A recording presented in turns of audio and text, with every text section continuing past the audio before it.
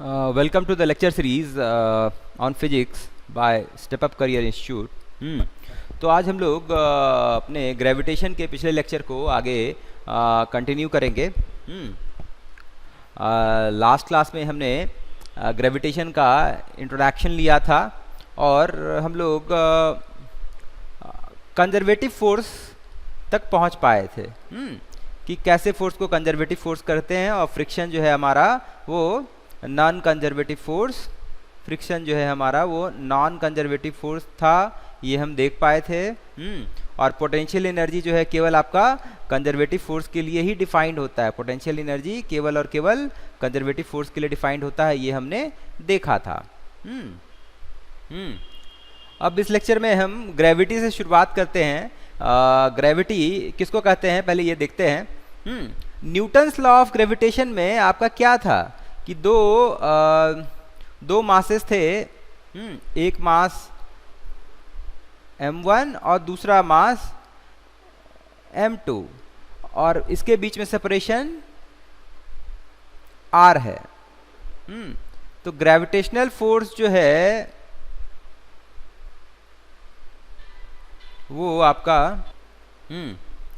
तो Newton's law of gravitation से आपका ग्रेविटेशनल फोर्स जो है F ji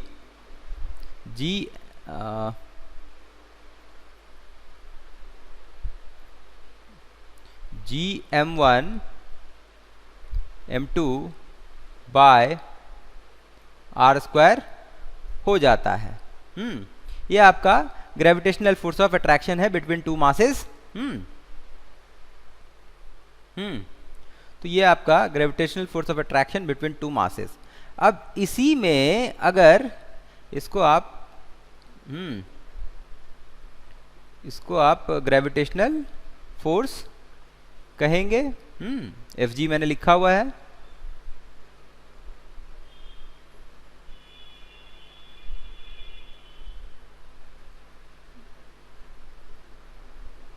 force of attraction ही होता है. और अगर इसी में एक बॉडी जो है अगर आपका अर्थ हो जाए, एक्सटेंडेड ले रहा हूं मैं, एक बॉडी जो है अर्थ हो जाए, अर्थ चूंकि जो स्फेयर मान सकते हैं, और अर्थ के सेंटर से r डिस्टेंस दूर एक मास हो जाए m, तो इसका अर्थ का मास जो है मैं कैपिटल M ले रहा हूं, कैपिटल M E बोल देता हूं, E फॉर अर्थ. ठीक है. तो अब जो ग्रेविटेशनल फोर्स ऑफ अट्रैक्शन होगा, अब जो ये फोर्स होगा ग्रेविटेशनल फोर्स ऑफ अट्रैक्शन क्या हो जाएगा, G M E into M by R square. R आपका अर्थ के सेंटर से डिस्टेंस है. तो ये फोर्स जो है, ये ग्रेविटेशनल फोर्स जो है, ये आपका इस फोर्स को आप ग्रेविटी कहेंगे. इसी फोर्स को हम ग्रेविटी कहते हैं. तो ग्रेविटी क्या हो गया आपका, एक special case of gravitational force हो गया. स्पेशल केस ऑफ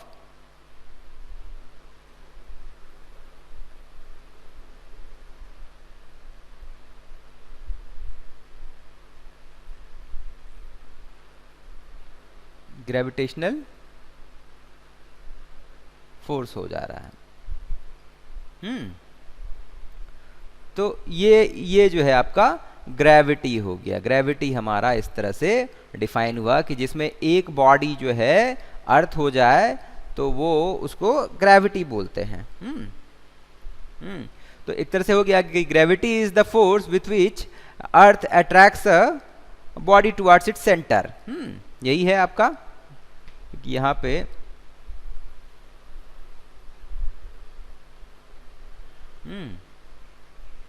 यही होगा. मैं इसका डेफिनेशन लिख देता हूं.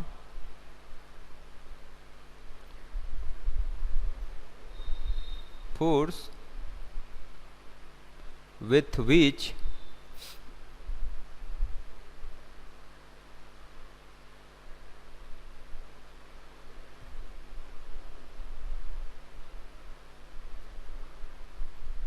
अर्थ attracts a body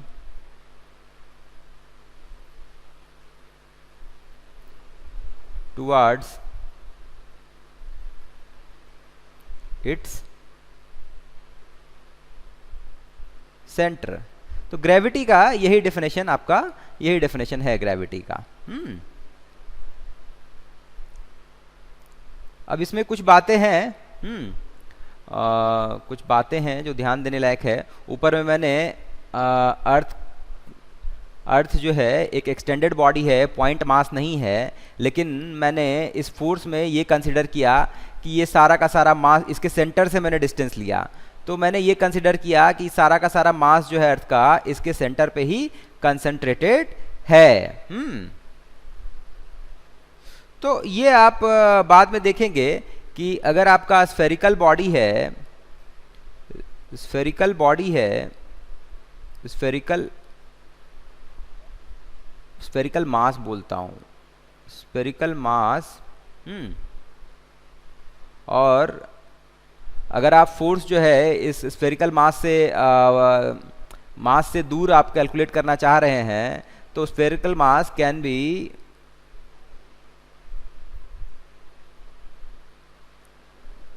assumed to be concentrated at its center। और इसको आप एक पॉइंट मास की तरह ट्रीट कर सकते हैं, एंड कैन बी, सेंटर पे कंसंट्रेटेड पॉइंट मास मान सकते हैं, can be treated as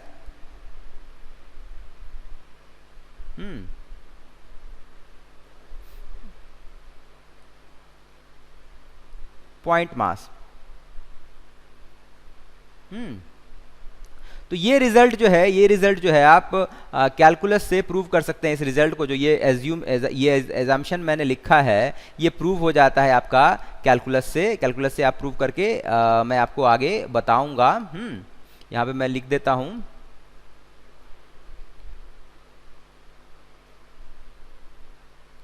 can be proved by calculus. Elemental mass लेकर के आप फोर्स लेकर के इंटीग्रेट करेंगे, कोई एलिमेंट मास लेकर के, स्मॉल मास लेकर के, उसके because of that point mass force लेंगे और उसको ये लेकर के इंटीग्रेट करेंगे, तो आपको ये रिजल्ट आ जाएगा, ये रिजल्ट आपको आ जाएगा। तो मैं अभी ये बाद में आपको प्रूव करूंगा, इस बात को मैं बाद में आपको प्रूव करूंगा।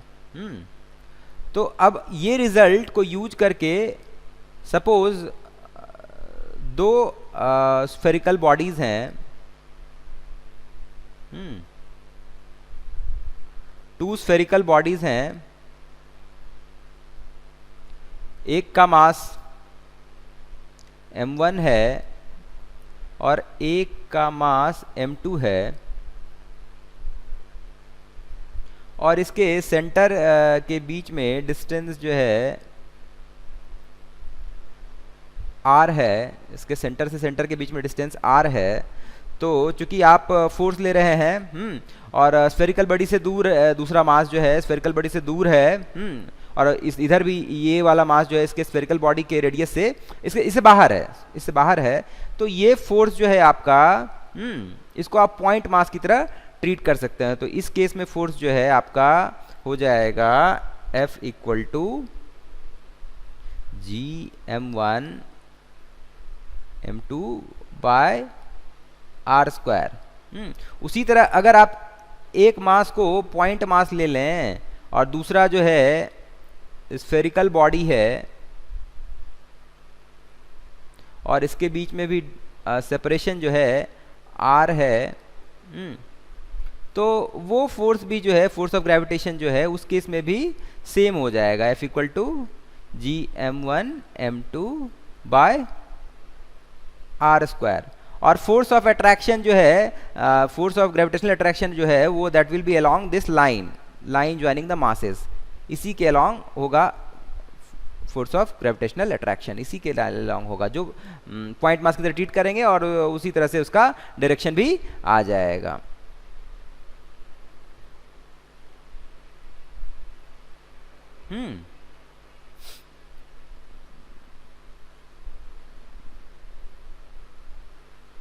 लिख दे रहा हूं, पॉइंट मास की तरह ट्रीट करके हमने ये कैलकुलेशन किया और ये वैलिड है। Spherical bodies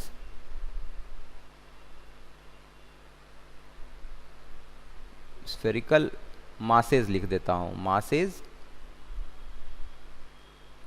oblique bodies treated as point mass।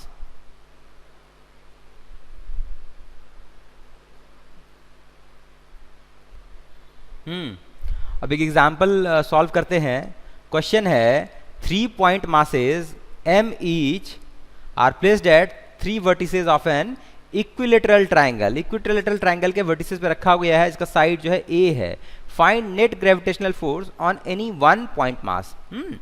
तो ये सिचुएशन क्या है, इसमें आपका सिमेट्री है, तो सारे पॉइंट मास पे नेट फोर्स तो सेम ही होगा। तो किसी एक पे कैलकुलेट करते हैं, ये मैं लिख देता हूं।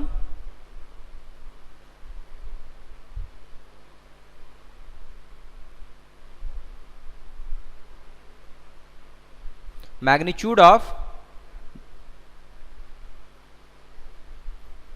Because of symmetry, magnitude of net gravitational force Fg will be same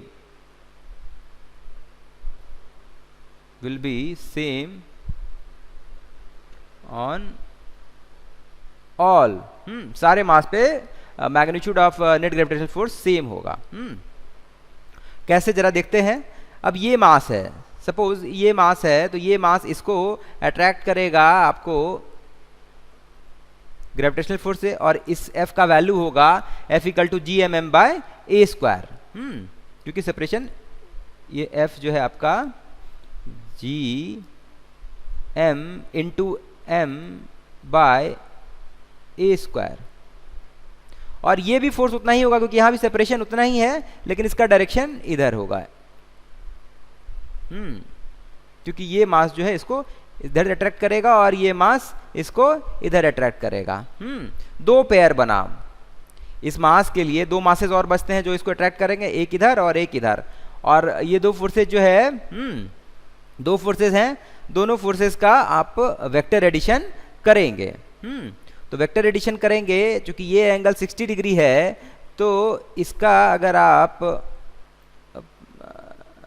दोनों फोर्स का मैग्नीट्यूड सेम है, parallelogram law of vector addition लगाएंगे, पैरेललोग्राम लॉ लगाएंगे, तो ये जो है आपका पैरेललोग्राम जो है आपका, चूंकि दोनों फोर्स सेम है तो दोनों साइड सेम हो जाएंगे, तो ये आपका रोम्बस बन जाएगा, रोम्बस बन जाएगा, और आपका नेट फोर्स तो है जो है वो इस डायगोनल के अलॉन्ग होगा। और इस नेट फोर्स का यही आपका फोर्स का डायरेक्शन होगा, और इसको मैं एफ नेट बोल रहा हूं। तो और ये एंगल जो है, ये डायगोनल जो है, रोम्बस का डायगोनल क्या होता है, उसका एंगुलर बाइसेक्टर होता है। तो ये एंगल जो है आपका, ये एंगल नेट फोर्स का एंगल विथ वन साइड जो है, ये आपको हो जाएगा 30 डिग्री, क्योंकि वो 60 डिग्री था ये एंगल। तो इतना जो नेट फोर्स का डायरेक्शन है with one of the sides, वो आपका 30 डिग्री हो जाएगा, नेट फोर्स का डायरेक्शन ऐसा हो जाएगा। तो नेट फोर्स का मैग्नीट्यूड जो है, डायरेक्शन तो मैंने बता दिया, मैग्नीट्यूड जो है वेक्टर एडिशन का लगाएंगे। वेक्टर एडिशन से मैग्नीट्यूड क्या आ जाता है, पहले का मैग्नीट्यूड का स्क्वायर प्लस दूसरे का मैग्नीट्यूड का स्क्वायर प्लस 2 F1 F2, तो दोनों ही F हैं। Cosine of angle between them, तो एंगल बिटवीन देम कितना है, 60 डिग्री है। तो ये आपको आ जाएगा, ना आ जाएगा अंदर में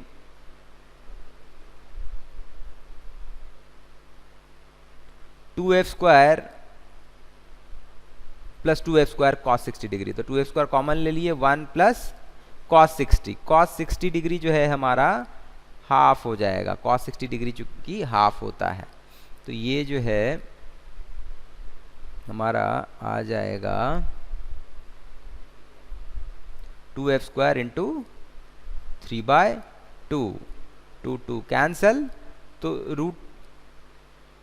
f² इंटू 3, तो √3 इंटू f, और f का वैल्यू कितना था, gmm/a², इसको मैं 1 बोलता हूं,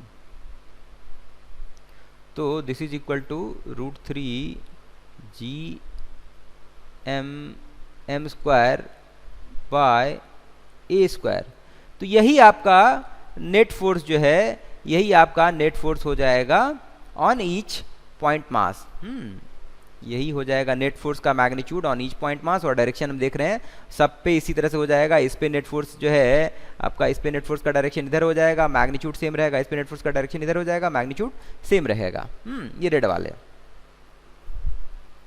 मैग्नीट्यूड यही रहेगा, √3 gm²/a²। अब आगे चलते हैं, दूसरा एग्जाम्पल करते हैं। अब हम लोग आगे क्वेश्चन है, इस क्वेश्चन को देखते हैं। एग्जाम्पल है 5 particles each of mass m kept at 5 vertices of a regular pentagon। Regular pentagon के 5 वर्टिसेस पे 5 मासेस ऑफ मास m जो है रखे हुए हैं। सही, पेंटागन अगर हम ABCDE लेते हैं तो यहाँ पे एक मास m यहाँ रखा होगा, यहाँ पे एक मास m रखा होगा B पे, C पे एक मास m रखा हुआ होगा, D पे मास m रखा हुआ होगा, और E पे भी मास m रखा हुआ होगा। और a sixth particle of mass capital M centre पे रख दिया गया, it's kept at the centre of the pentagon O। तो यहाँ पे 6th पार्टिकल M रखा गया है सेंटर पे, ठीक है। Distance between M and M is A। अच्छा, ये डिस्टेंस जो है आपका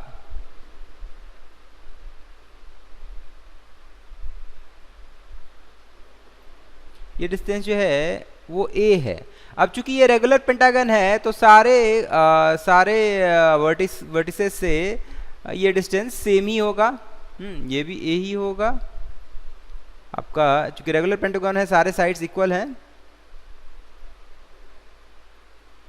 ये भी A होगा, ये साइड भी OC भी A ही होगा, और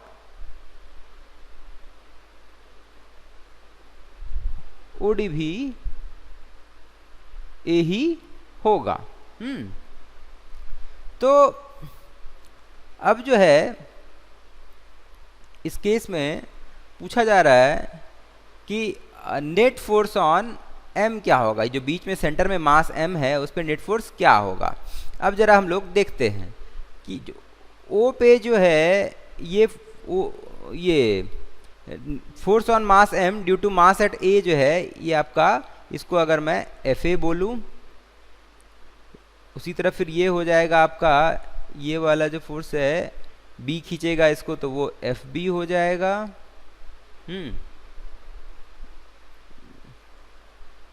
फिर ये इस तरह से FC हो जाएगा।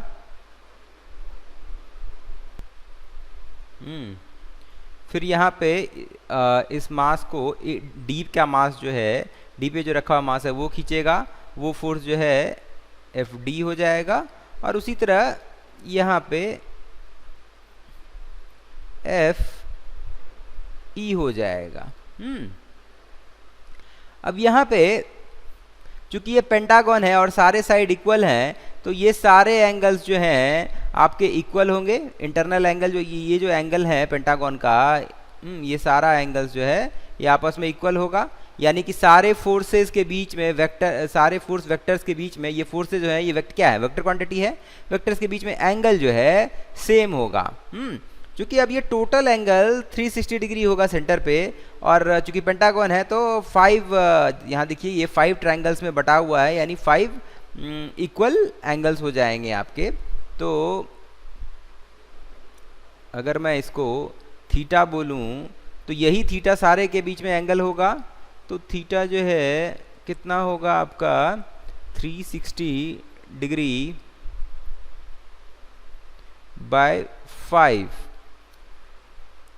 जो कि 72 डिग्री होगा। तो हम ये देख पा रहे हैं,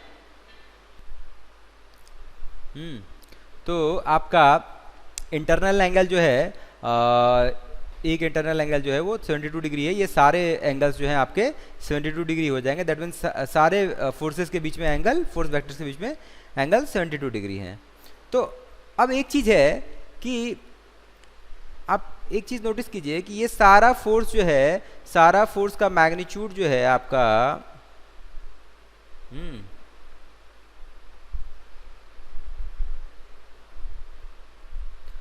एफ ए का मैग्नीट्यूड इक्वल टू क्या है आपका G M by A square.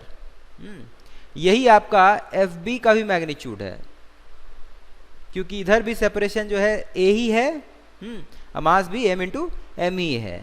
यही आपका एफ सी भी है और यही आपका एफ डी भी है। मतलब पांचों फोर्सेस का मैग्नीट्यूड जो है इक्वल है, और सबके बीच में एंगल जो है 72 डिग्री है। तो 72 डिग्री है, तो आप अगर इसको 72 डिग्री से एक वेक्टर को दूसरे से ये करते चलेंगे तो आपको एक क्लोज्ड पॉलीगॉन बन जाएगा, क्लोज्ड रेगुलर पॉलीगॉन बन जाएगा इन पांचों फोर्सेस वेक्टर से। इसको अगर मैं इस तरह से लिखूं,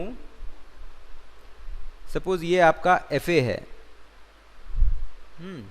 तो यहां से 72 डिग्री पे आपका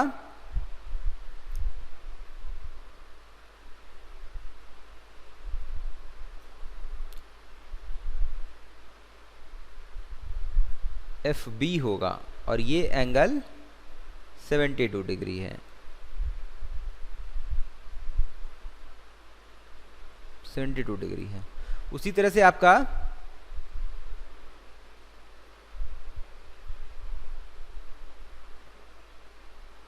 एफ सी जाएगा, फिर यहां से ये एंगल जो है 72 डिग्री ही होगा।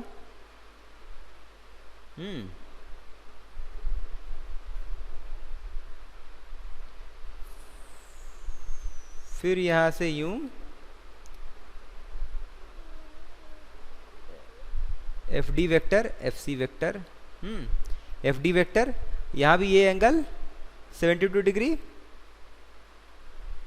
क्योंकि हर एफ सी और एफ डी के बीच में एंगल जो है आपका 72 डिग्री है। इस तरह से 72 डिग्री है। तो वही मैं ले रहा हूं आपको।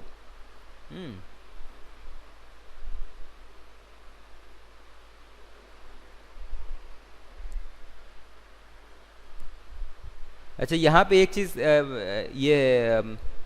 मैं जो यहाँ पे एंगल लिया हूँ, तो इस पे यहाँ पे मैंने एंटी क्लॉकवाइज में बढ़ाया है। एंटी क्लॉकवाइज में एफ ए के बाद एंटी क्लॉकवाइज में 72 डिग्री पे एफ बी है, लेकिन यहाँ पे एफ ए के बाद क्लॉकवाइज में एफ बी है। तो ये मुझे उल्टा लेना था, इधर लेना था। तो एक काम करते हैं, उसको ना चेंज करते हुए यही चेंज कर लेते हैं। उसके हिसाब से करने के लिए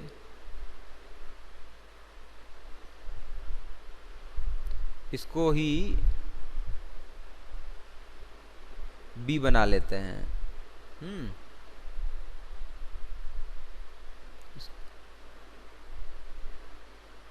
अब आपका सही है बी। ओ सॉरी, ये तो कट गया।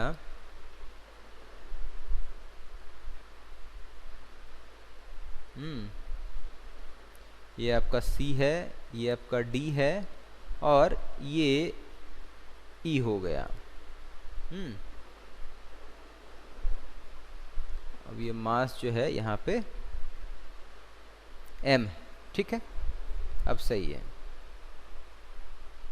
अब सारा यहाँ पे एंटी क्लॉकवाइज डायरेक्शन है कि FA से इसको भी चेंज करना पड़ेगा मुझे।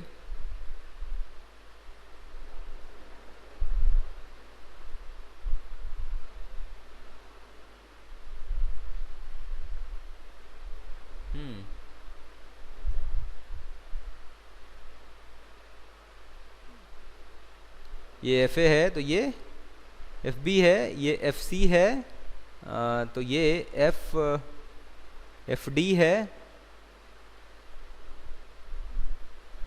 नहीं ठीक है, ये तो A है, ये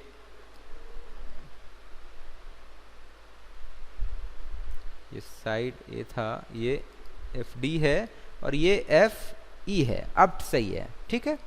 तो FA से 72 डिग्री एंटी क्लॉकवाइज डायरेक्शन में FB है, फिर FB से 72 डिग्री एंटी क्लॉकवाइज डायरेक्शन में FC है।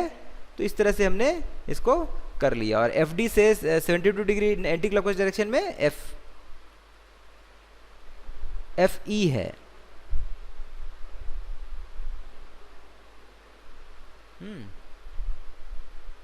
72 डिग्री देंगे तो ये वापस क्लोज पॉलीगॉन हो जाएगा, क्योंकि ये सारा जोड़ करके हमको यहाँ पे ये फिर ये 72 होगा, FE से 72 डिग्री पे FA होगा, तो वापस वहीं पहुँच जाएंगे 360 डिग्री। 72 into 5 1 2 3 4 5 72 into 5 360 degree. तो ये क्लोज पॉलीगॉन हो गया। और ये कैसा पॉलीगॉन है, क्योंकि ये सारे साइड्स जो है इक्वल हैं, ऑल साइड्स जो है all sides of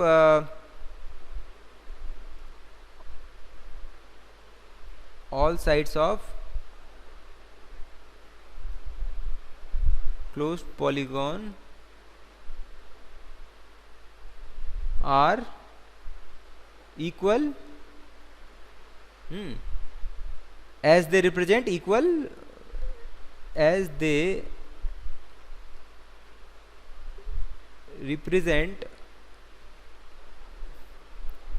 forces of equal magnitude। ठीक है। और क्लोज पॉलीगन है क्योंकि ये आपका सब इक्वल है और 72 डिग्री प्लेस्ड है, तो वापस वहीं पहुंच जा रहा है। तो अब यहां से हमको दिख रहा है कि अगर हम क्लोज पॉलीगन हो गया तो हमको यहां से दिख रहा है हमको नेट फोर्स पूछा गया है मास m पे। तो नेट फोर्स जो है आपका मास m पे, नेट फोर्स जो है मास m पे ही ये सारे फोर्सेस लग रहे हैं, FA FB FC FD FE। तो net force on mass m जो है क्या हो जाएगा आपका F net equal to FA plus FB plus FC plus FD plus FE।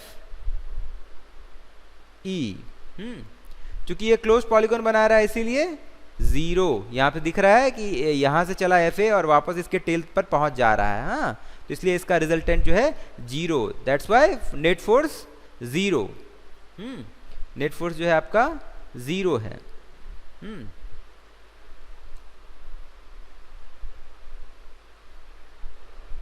अब दूसरा, इसी में दूसरा क्वेश्चन था कि magnitude of net force on m if any one particle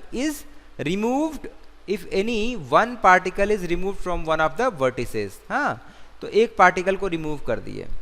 तो सपोज हम A को रिमूव कर देते हैं। हम A को, इसमें से A को जो है रिमूव करते हैं। A को रिमूव करेंगे, अगर A को रिमूव करेंगे तो ये फोर्स जो है आपका हो जाएगा, sorry,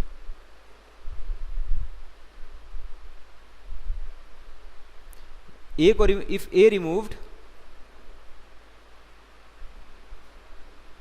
when mass at A removed, हमारा फोर्स क्या हो जाएगा, F net,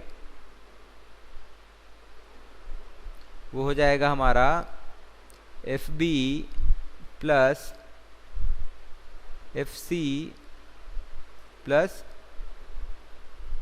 F D plus F ई।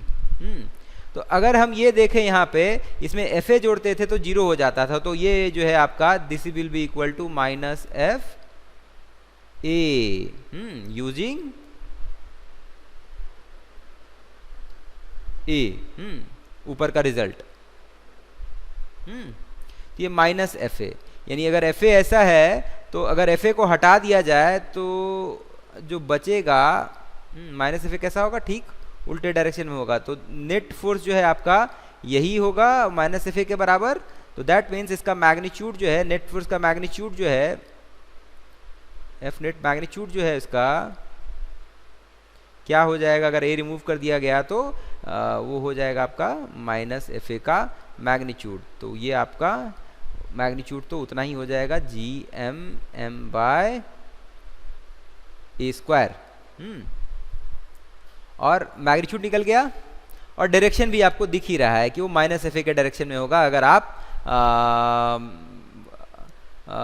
आप ये हटा दिए, मतलब ए पर ए मास को यहाँ से ये हटा दिए, अगर इसको आपने हटा लिया तो इसके ठीक अपोजिट डायरेक्शन में आपका नेट फोर्स हो जाएगा। तो इस तरह से आपका दोनों क्वेश्चन सॉल्व हो गया, दोनों इस एग्जाम्पल का सॉल्व हो गया।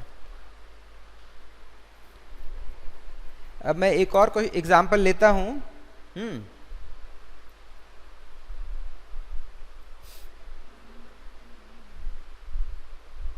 ये एग्जाम्पल सेकंड था, एग्जाम्पल 3 लेता हूं मैं।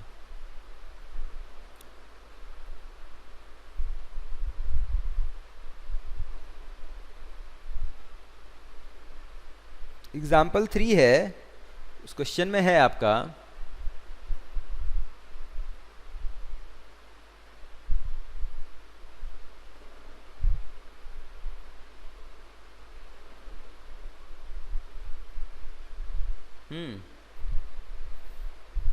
एक यूनिफॉर्म रॉड है, ये जो है आपका यूनिफॉर्म रॉड है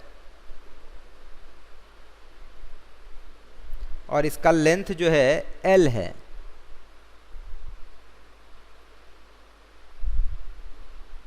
ये लेंथ जो है यहां से यहां तक L है, ठीक है। और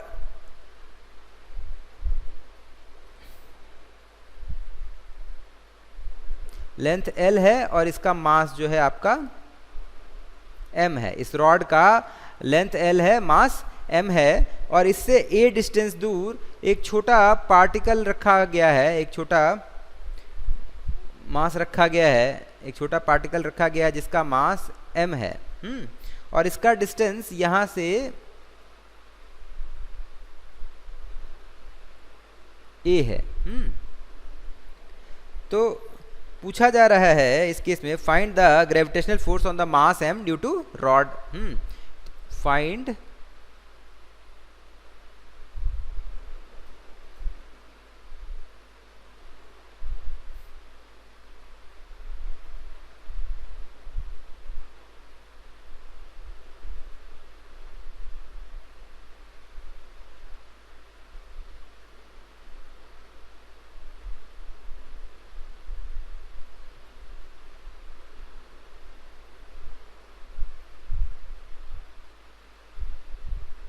रॉड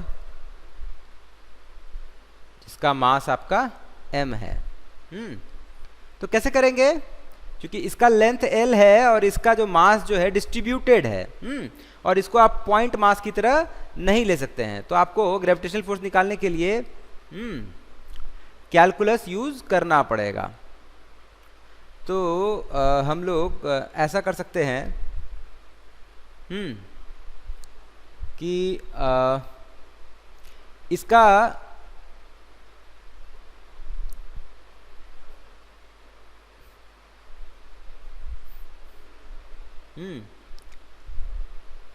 इसका सेंटर ले लेते हैं, इसके सेंटर को हम ओरिजिन बना लेते हैं। इसका सेंटर जो है हमारा ओरिजिन है, और यहाँ से x डिस्टेंस दूर एक एलिमेंट ले लेते हैं, इसमें एक स्ट्रिप ले लेते हैं जिसका लेंथ जो है dx हो, इसका लेंथ जो है आपका dx हो। इसका लेंथ आपका dx है। तो पहले तो dx लेंथ है तो इसका मास क्या होगा, तो पहले मास पर यूनिट लेंथ हम निकालते हैं। यूनिफॉर्म रॉड है, ये रॉड जो है यूनिफॉर्म रॉड है, दिया हुआ है यूनिफॉर्म रॉड है, इसीलिए इसका क्या होगा आपका uniform mass density, mass density same होगा, मास डेंसिटी यूनिफॉर्म होगा, यूनिफॉर्म होगा या सेम होगा, डेंसिटी वेरी नहीं करेगा। तो डेंसिटी सेम होगा तो आप इसका लीनियर मास डेंसिटी जो है लैम्डा से मैं अगर रिप्रेजेंट करूं, लीनियर मास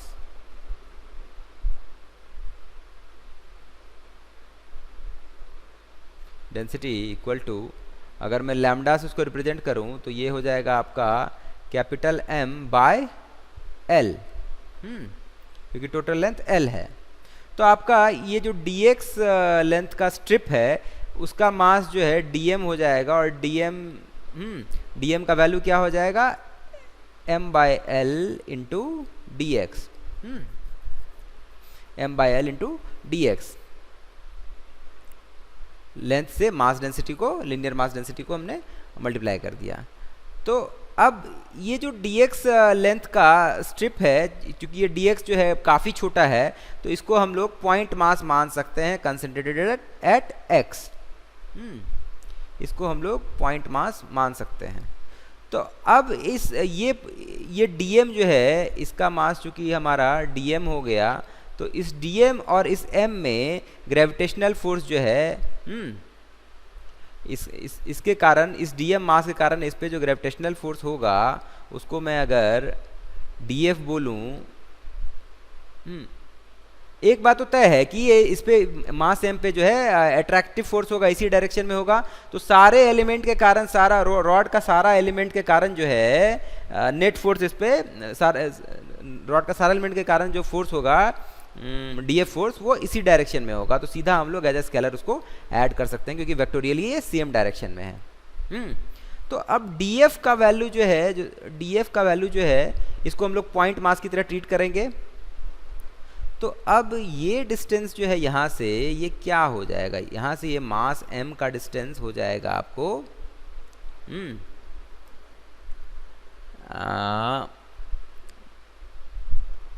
ये वाला डिस्टेंस तो हो जाएगा आपको l/2 माइनस एक्स। तो l/2 minus X plus a, ये जो है यहाँ से आपका, चूंकि यहाँ से यहाँ l/2 है, ये सेंटर पे रखा है मैंने, इधर भी l/2 है, तो ये x को मैंने इस डायरेक्शन में पॉजिटिव x एक्सिस रखा है तो इधर नेगेटिव होगा। तो x एक्सिस जो है मैं इसको ऐसा x एक्सिस माना हुआ है मैंने।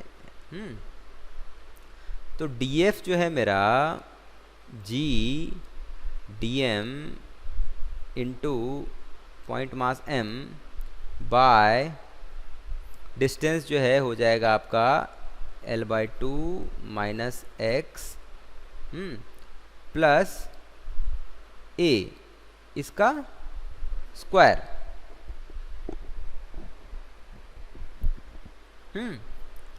अब dm का वैल्यू जो है आपका m by l into D X है। तो g m into m by l into D X, और इस साइड आपका आ जाएगा l/2 plus a minus X का होल स्क्वायर। तो df आपका यही हो गया। तो अगर मुझे नेट फोर्स निकालना है तो मुझे जो df है इसको मुझे इंटीग्रेट करना होगा। F net equal to integral D F, क्योंकि सारे डी एफ जो है सेम डायरेक्शन में होंगे, अट्रैक्टिव होगा फोर्स, इंटीग्रल डी एफ। और ये जो है जी एम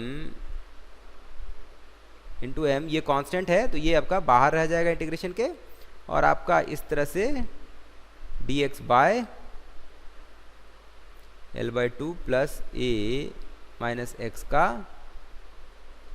होल स्क्वायर हो जाएगा। और इसका इंटीग्रेशन लिमिट कहाँ से कहाँ, x का वैल्यू कहाँ से कहाँ जा रहा है, x का वैल्यू आपका माइनस, यहाँ पे माइनस एल बाई टू होगा, माइनस एल बाई टू से एल बाई टू जा रहा है x का वैल्यू।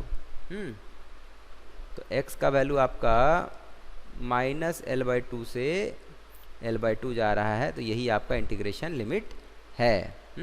यही आपका नेट फोर्स हो जाएगा। तो यहाँ पे डेफिनेट इंटीग्रेशन है। तो हम लोग एक काम करते हैं, वेरिएबल सब्स्टिट्यूशन करते हैं, क्योंकि L by two plus A minus x denominator में है। तो हम एक काम करते हैं, एक वेरिएबल, नया वेरिएबल मानते हैं। इंटीग्रेशन करना होगा हमें, नया वेरिएबल मानते हैं, u मान लेते हैं, u equal to L by two plus A minus X. तो इसके लिए क्या हो जाएगा, अगर आपका x जो है, जैसे ही x equal to minus L by two होता है तो u का वैल्यू क्या हो जाएगा,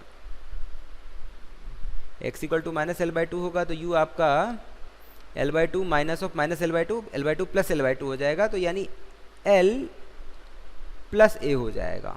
और जैसे ही आपका x equal to L by two होता है तो u जो है a हो जाएगा।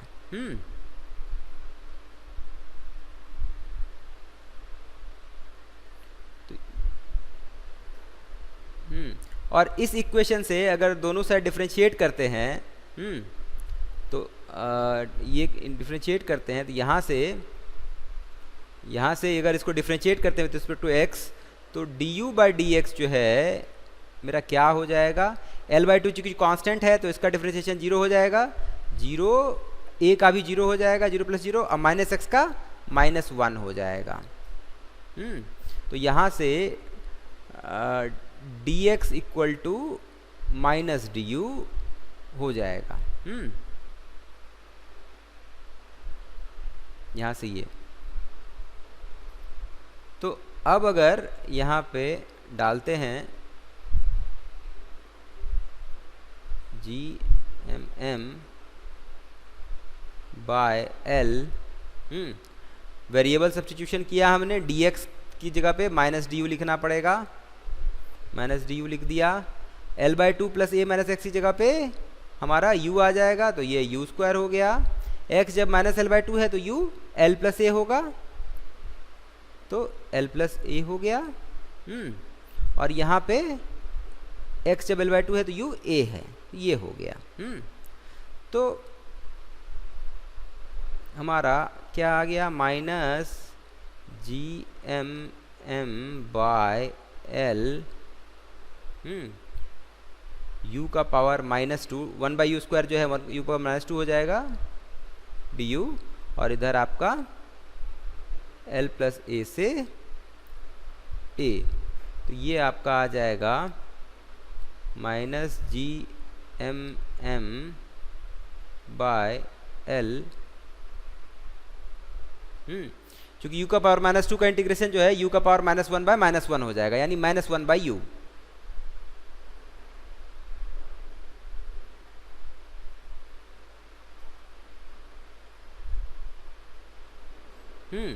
अब ये माइनस है इधर, ये माइनस माइनस प्लस हो जाएगा, तो ये आपका आ जाएगा G M M by L into one by A minus one by L plus A, यही आपका नेट फोर्स हो जाएगा, यही नेट फोर्स होगा। Net force on mass m due to rod capital M, ये जो है एफ नेट जो है आपका यहाँ पे हमको आ गया, यही आपका आंसर है। तो इसी के साथ मैं ये लेक्चर फिनिश करता हूँ और मैं होप कर रहा हूँ कि आपको समझ में आया होगा। अगले दिन हम लोग इसके आगे कंटिन्यू करेंगे।